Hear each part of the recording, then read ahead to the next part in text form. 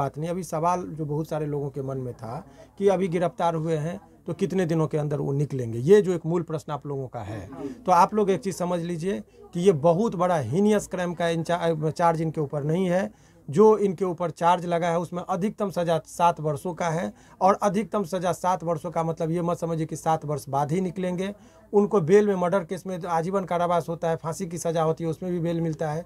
तो मेरिट ये होता है कि उस मैटर ये करता है कि आरोप कितना बड़ा हो छोटा हो मैटर नहीं करता है, कि उनके ऊपर साक्ष्य कितने आ रहे हैं, उनके विरुद्ध में पुलिस इकट्ठा करके साक्ष्य को ला रही है, वो मैटर एक तय करता है। तो ऐसे परिस्थिति में आप ये कह सकते हैं कि बहुत माने जो प्रक्रियाएं हैं इसमें बहुत लंबे, मैं कह रहा हूं कि बहुत लंबे दिनों तक इनको जेल में नहीं रहना पड़ेगा। पहले से भी उन पे कुछ हाँ, यदि अन्य केसों का जिस हिसाब से जिक्र है उसमें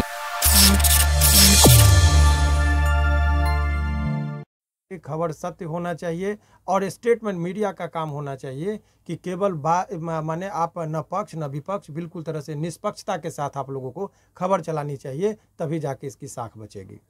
सर एक और प्रश्न है। प्रश्न ये है कि सर मनीष कश्यप या कोई भी चैनल इस खबर को चलाया, उस पर पुलिस बेहिचक कार्रवाई करे, और पुलिस कर भी रही है सर, बहुत अच्छा काम है सर।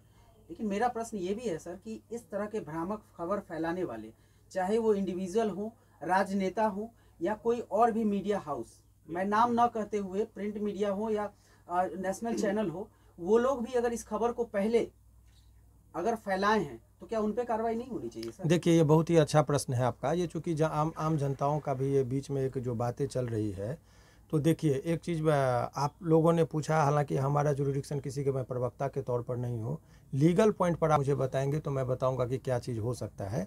लेकिन आपने कहा, लेकिन दूसरी बात है कि एक जुरिस्प्रूडेंस का एक सिद्धांत है कि न्याय केवल होना नहीं चाहिए, न्याय होते दिखना भी चाहिए। तो ऐसे परिस्थिति में आप बिहार पुलिस के ऊपर यदि ये कोई प्रश्न उठा रहे हैं कि ये कार्रवाई होनी चाहिए, तो ये सदन के अंदर बातें उठी तो विपक्ष के नेताओं पर भी इतनी जल्दी कार्रवाई होनी चाहिए। कुछ न्यूज़पेपर का जिक्र हो रहा है जो बहुत ही प्रतिष्ठित न्यूज़पेपर हैं, उनके खबर का भी भ्रामक खबर की श्रेणी में जो लोग कह रहे आना चाहिए, तो उनके तरफ भी यदि कोई कार्रवाई हो रही है तो उस कार्रवाई को भी लोगों के बीच में यदि बिहार पुलिस को देखना चाहिए कि हम किसी एक व्यक्ति पर पक्षपाती होकर कार्रवाई नहीं कर रहे हैं, हम सभी लोगों को सामान्य रूप से देख रहे हैं। और 26 न्यूज़ चैनलों का जो अलग अलग URL का जो जिक्र किया जा रहा है, तो यहाँ से एक कहीं अफवाह न फैल जाए। तो ऐसे परिस्थिति में भी बिहार पुलिस को नज़र रखनी चाहिए कि भाई कहीं अराजकता की स्थिति ना आ जाए। देखिए 1857 ईस्वी का विद्रोह जो होता है एक अफवाह पर आधारित था, गाय और सूअर की चर्बी की बात कही गई थी और ब्रिटिश हुकूमत हिल गई थी। तो अफवाह यदि है तो अफवाह को फैलने नहीं देना, ये भी जो है शासन और प्रशासन का काम है। तो एक अफवाह को आपने दबाने के लिए दूसरा अफवाह भी आ रहा है बाहर कि कुछ खास व्यक्ति को टारगेट करके ये कार्रवाई की जा रही है। तो ये जो अफवाह है उसको या लोगों में भ्रम न जाए, इसके लिए भी स्पष्टता से बिहार पुलिस को सारी चीज़ों को दिखानी चाहिए। ये उनके लिए भी और राजहित के लिए भी जरूरी है। सर एक सवाल है, मनीष कश्यप के ऊपर इतना जल्दी कार्रवाई कितना उचित है? देखिए, अब ये जो आप लोगों ने बात कहा, उचित और अनुचित का फैसला माननीय न्यायालय में होता है, लेकिन प्रक्रियात्मक जो बातें कही गई है, सामान्यतः यदि किसी व्यक्ति के ऊपर यदि कुर्की जब्ती का मामला होता है तो उससे पहले FIR होने के बाद अनुसंधान के दौरान पुलिस क्या करती है, सामान्यतः वारंट लेती है। पहले तो 41A का नोटिस दिया गया। 41A का नोटिस में क्या है, ऑनरेबल सुप्रीम कोर्ट ने अभी एक मार्गदर्शन दिया था, और मार्गदर्शन में देने के बाद उन्होंने कहा था कि 7 वर्ष से यदि किसी व्यक्ति को 7 वर्ष तक की सज़ा का प्रावधान है, उसमें डायरेक्ट गिरफ्तारी नहीं होनी चाहिए, उनको 41A के तहत लाभ मिलना चाहिए, पुलिस को बचना चाहिए। लेकिन इस केस में भी 41 का नोटिस दिया गया, बहुत सारे लोगों को दिया गया। लेकिन एक जो लोगों के बीच में जो इसके अभियुक्त हैं, उन लोगों को 41A का नोटिस का कंप्लेंस करने में समस्या ये आ रही है कि अभी एक राकेश तिवारी करके थे, उनको 41A का नोटिस गया था, उस नोटिस के कंप्लेंस करने के लिए गए तो उनकी गिरफ्तारी दिखा गई। तो ये जो है सो तो उसका कोई कंप्लेंट इन्फ्रैक्चर्स कर जाएगा। इस बात को माननीय न्यायालय में भी इस पिटीशन में रखा गया है, ये बात ऑन रिकॉर्ड जाएगी। तो इस बात का कि कौन उचित कौन अनुचित, ये प्रक्रियात्मक क्या एरर है। जिन लोगों का मैं केस देख रहा हूँ, इस केस में मैं सभी लोगों का केस नहीं देख रहा हूँ, लेकिन अधिकतर पत्रकार का केस मैं देख रहा हूं कि उनको बचाने की जो बातें हैं, तो उसमें ये सब प्रक्रियात्मक चीज़ जहां भी एरर होगा, इस चीज़ से हम लोग न्यायालय को अवगत कराएंगे। और ये जो है सो जहां कहीं भी ये एरर करेंगे तो उस चीज़ का जो है सो हम लोग न्यायालय के समक्ष बात को रखेंगे और न्यायालय ही तय करती है कि गलत और सही। हमारा बात होता है कि अपनी बातों को वहाँ पे रखना और जोरदार तरीके से रखना।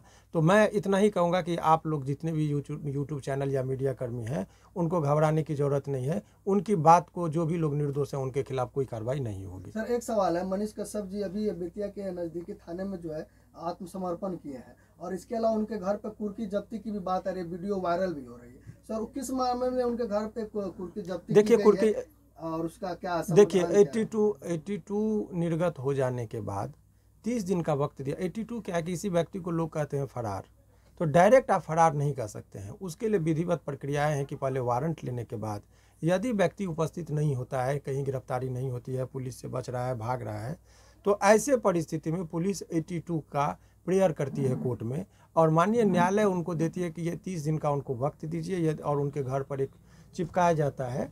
और यदि वो व्यक्ति कहीं भी उपस्थित नहीं होते हैं 30 दिन के अंदर तो उनको डिक्लेयर किया जाता है एब्सकॉन्डर। ये 82 का प्रोविज़न है।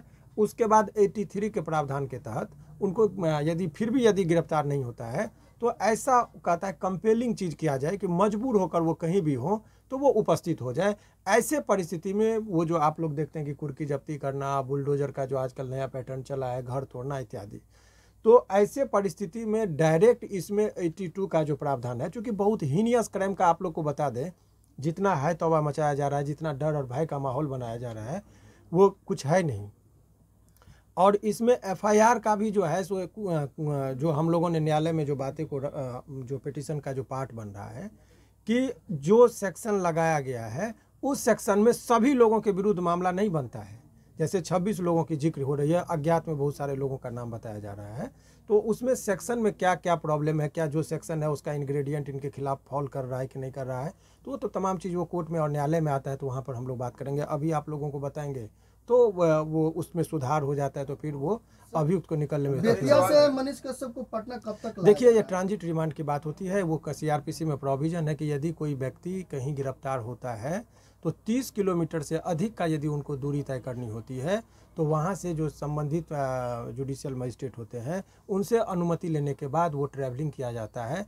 तो ऐसे परिस्थिति में जो है सो उनको यहाँ पर लाने से पहले वहाँ से अनुमति ली जाएगी और उस अनुमति के बाद यहाँ पर माननीय पटना न्यायालय में जो है वहाँ पर उनको लाया जाएगा और इसके बाद जुडिशियल कस्टडी में देने की बात होगी तो उनको भेजा जाएगा। एक सवाल और है, पत्रकारिता की आड़ में, मतलब पत्रकारिता और सिंपैथी की आड़ में अगर आप सरकार को धमकी देते हैं तो वो कहाँ तक सही है? देखिए, ये तो फिर प्रवक्ता वाली बात हो गई, लेकिन ये बात एक चीज़ जो प्रश्न आया है इसमें, चूँकि आप लोगों ने कह दिया तो मैंने शुरुआत से कहा है कि इसमें सरकार की शक्ति का जो उन्होंने उपयोग किया और वो टारगेट, देखिए गृह मंत्रालय जो है, जनरली गृह मंत्रालय जो है अभी माननीय मुख्यमंत्री जी के पास है।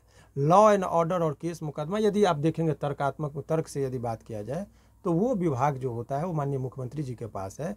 तो व्यक्तिगत यदि टारगेट जो तेजस्वी जी की जो बातें कही जा रही है, मेरा मानना है कि ये अज्ञानता बस उनके नामों का जिक्र हो रहा है, क्योंकि ये गृह विभाग जो है अभी माननीय मुख्यमंत्री जी के पास है। तो ये इनके पास स्वास्थ्य से संबंधित होता तो direct allegation you can level against Tejashwi Yadav, लेकिन ये विभाग तो इनके पास है नहीं। तो क्यों हो रहा है इस चीज़ का जवाब यदि हम देंगे तो ये पॉलिटिकल हो जाएगा, इसलिए उस पर मेरा बोलना उचित नहीं। सर, बेल कब तक क्या मिलेगा? कोई पत्रकार सर 180 दिन में किसी का सरकार गिरा देगी क्या? ये तो आप लोग तय करेंगे, इसमें मैं क्या सर एक बोलूं। सवाल है कि पुलिस का कहना है कि मनीष कश्यप पे जो गिरफ्तारी हुई है या जो कार्रवाई हो रही है सिर्फ इसलिए नहीं हो रही है कि गलत पत्रकारिता की है इस मामले में, बल्कि वो एक आदतन अपराधी हैं और पत्रकारिता के आड़ में अपराध को ही अंजाम देते हैं हर दिन। इसको कैसे देखते हैं? देखिए, जब एलिगेशन लगता है तो विभिन्न तरह की बातों का एलिगेशन लगता है, तो ये आरोप प्रत्यारोप का बात है। देखिए, ऑन रिकॉर्ड बातें जो होती है कोर्ट में, डायरी का क्या पार्ट आया, एफआईआर का पार्ट क्या, अनुसंधान में क्या आया, सीजर लिस्ट क्या बना, उतना ही पर कोर्ट में बहस करना होता है। बाकी जो बातें हैं ये गॉसिप है, बातचीत का अंश होता है कि उसने क्या कहा, तेजस्वी को क्या कहा, तो ये उसका पॉलिटिकल चीज़ है। कुछ लोग सिंपैथी, कुछ लोग नफरत, बहुत सारी बातें होती है। उस मैटर पर अभी बात नहीं। अभी सवाल जो बहुत सारे लोगों के मन में था कि अभी गिरफ्तार हुए हैं तो कितने दिनों के अंदर वो निकलेंगे, ये जो एक मूल प्रश्न आप लोगों का है। तो आप लोग एक चीज़ समझ लीजिए कि ये बहुत बड़ा हीनियस क्राइम का चार्ज इनके ऊपर नहीं है। जो इनके ऊपर चार्ज लगा है उसमें अधिकतम सज़ा 7 वर्षों का है, और अधिकतम सज़ा 7 वर्षों का मतलब ये मत समझिए कि 7 वर्ष बाद ही निकलेंगे। उनको बेल में, मर्डर केस में तो आजीवन कारावास होता है, फांसी की सज़ा होती है, उसमें भी बेल मिलता है। तो मेरिट ये होता है कि उस मैटर ये करता है कि आरोप कितना बड़ा हो छोटा हो मैटर नहीं करता है, कि उनके ऊपर साक्ष्य कितने आ रहे हैं, उनके विरुद्ध में पुलिस इकट्ठा करके साक्ष्य को ला रही है, वो मैटर एक तय करता है। तो ऐसे परिस्थिति में आप ये कह सकते हैं कि बहुत माने जो प्रक्रियाएं हैं इसमें बहुत लंबे, मैं कह रहा हूँ कि बहुत लंबे दिनों तक इनको जेल में नहीं रहना पड़ेगा। पहले से भी उन पे कुछ हाँ, यदि अन्य केसों का जिस हिसाब से जिक्र है उसमें यदि बेल टूट गया तो बहुत लंबे दिनों के ट्रायल में ये सहयोग नहीं किए होंगे। अन्य केस की बात कर रहा हूँ, तो वो इस केस के रिगार्डिंग आपको मैं दावे के साथ कह रहा हूँ, जितना मेरिट है इस केस में, इस केस के मुताबिक लंबे दिनों तक जेल में वो नहीं रहेंगे। लेकिन इसके अलावा यदि कोई केस का है तो उस केस का स्टडी करने के बाद ही बात कही जा सकती है, क्योंकि इस केस को मैंने स्टडी किया, उसमें बहुत सारे अन्य अभियुक्तों का केस मैं देख रहा हूँ, इसी लिए मैं उस केस को स्टडी किया हूँ। अन्य केस के बारे में क्या है नहीं है, जब उसका मैं अवलोकन करूँगा तभी आप लोगों को बता पाऊँगा। ठीक है, थैंक यू सर। तो इसमें